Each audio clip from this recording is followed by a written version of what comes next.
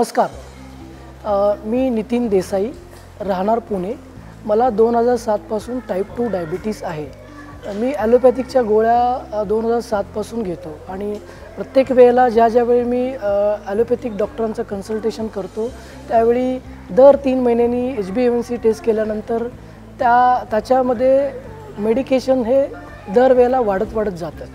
तर असा मी जवळजवळ 16-17 वर्षे अनुभव घेतलेला होता. मला DFFबद्दल 6 महिन्यापूर्वी कळालं थ्रू सोशल मीडिया.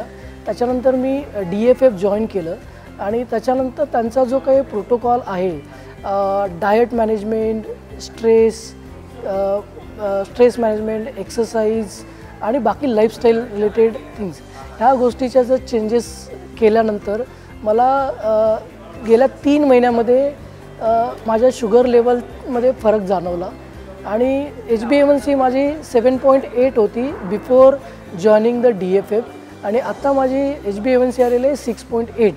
तर माझा ओव्हरऑल फीडबॅक हा DFF बरोबर फार चांगला आहे.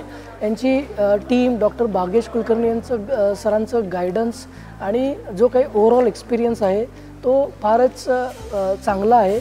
आणि त्यांची ही जी काही म्हणजे माझ्याकडून एक म्हणजे फीडबॅक असा आहे की डॉक्टर भाग्येश कुलकर्णी जे काम करतात किंवा जे आता डायबिटीजच्या अगेन्स्ट जी लाईफस्टाईल चेंज करून जी प्रोसेस त्यांनी चालू केलेली आहे, तर माझ्या दृष्टीनं ते डायबिटीज पेशंटच्या दृष्टीने एक एंजल आहेत. तर जे कोणी डायबिटीज रिलेटेड ज्यांना कुणाला जर ह्याच्यातून जर बाहेर पडायचं असेल तर DFF जॉईन करणं हा मी एक त्यांना सोल्युशन देऊ शकतो. थँक्यू.